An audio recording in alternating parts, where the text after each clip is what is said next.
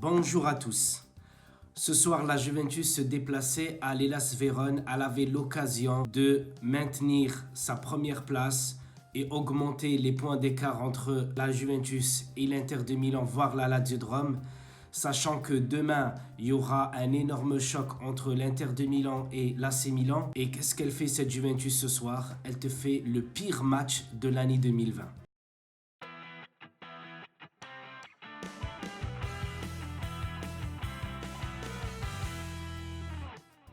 Ce soir, la Juventus nous a très déçus. C'est le pire match de l'année 2020 selon moi parce que là, il n'y avait rien eu. Il n'y avait rien eu. Déjà, chapeau aussi pour l'Hellas Vérone car ils ont fait de très bons matchs face à la Lazio, l'AC Milan et l'Inter de Milan.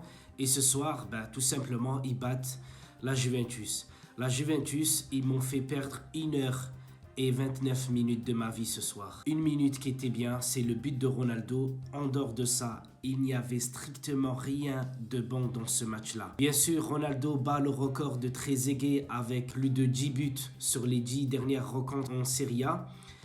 Mais il y a quoi d'autre? Quoi d'autre à retenir? Même quand il a marqué son but, il n'a pas voulu vraiment le fêter. On dirait qu'il sentait que ce match-là était le plus pourri de sa saison.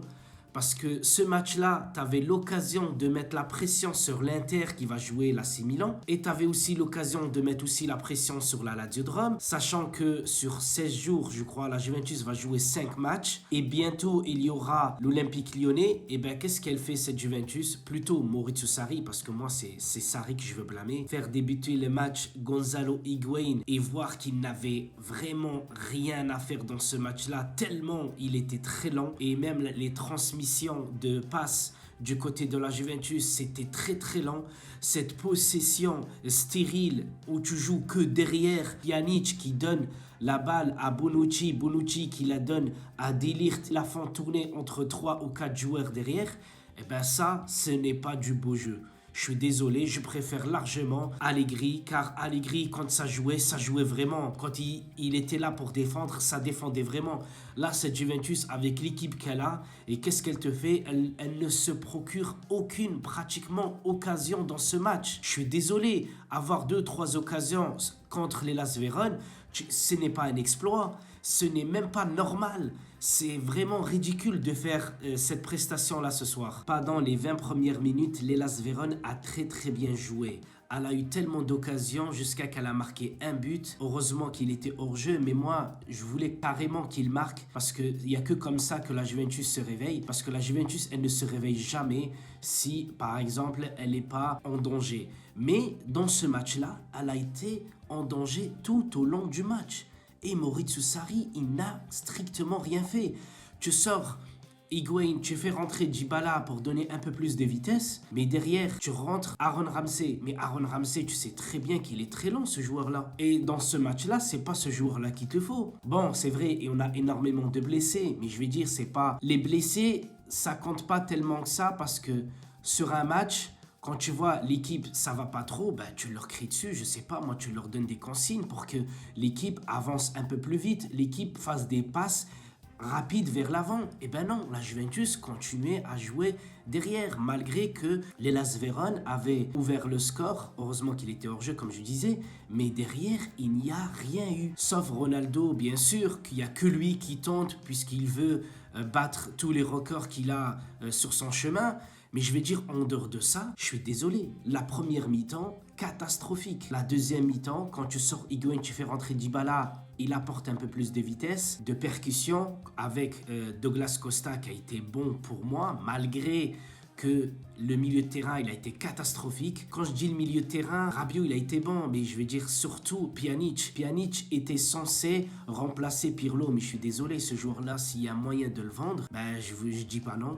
Moi, je dis pas non, je préfère prendre Tonali, un peu plus jeune, qu'il aura de l'expérience, et lui, il a une très marge de progression à suivre, alors que Pjanic, il stagne depuis des années à la Juventus, et cette philosophie de jeu, soi-disant, on a plus de passes, et on essaye de construire, etc., on l'a vu. Dès que l'Hellas Vérone a le ballon, il se projette directement vers l'attaque. Et quand la Juve récupère le ballon, ça joue encore derrière.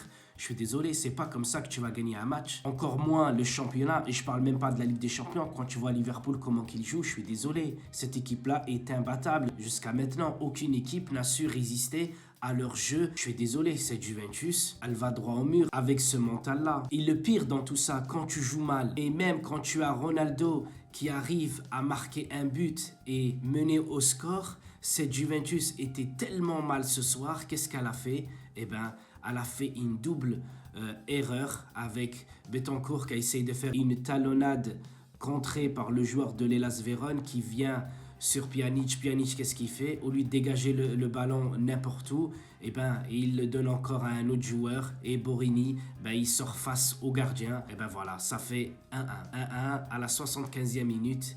Et là, tu te dis, franchement, cette Juventus-là ne pourrait même pas marquer un deuxième but, tellement les occasions étaient inexistant dans ce match-là. Et vers la fin, t'as l'histoire du penalty. Pour moi, sincèrement, je ne l'aurais pas donné. C'est pas parce que je défends la Juventus, mais je veux dire, il n'y a pas eu but. Le joueur la touche, elle va sur la transversale, puis elle sort. Dans ce cas-là, si tu donnes ce penalty-là, tu aurais pu donner aussi penalty pour la Juventus, je crois, en première période avec Gonzalo Higuaín. Parce que lui, il tire le joueur, certes, il fait ça, il la touche. Mais je vais dire, Bonucci, quand il fait ça, c'est aussi pour monter. Parce qu'aucun joueur ne saute comme ça, je vais dire. Un joueur, quand il essaye de sauter, il bouge les bras. Et là, le bras, il lui a pas mis il lui a pas mis un coup de coude. Voilà, je comprends pas. Donc voilà, il donne penalty. Ça fait 2-1 et catastrophique, c'est Juventus. Voilà, j'ai tout dit ou presque. Je vous dis à très bientôt pour de nouvelles vidéos de la Juventus. Et j'espère que demain, l'AC Milan battra l'Inter de Milan. Comme ça, on va dire que cette défaite sera moins amère. Mais je ne pense pas, puisque voilà, je suis dégoûté de perdre face à l'Hellas Vérone. Et ça fait déjà 3 défaites en championnat. C'est énorme.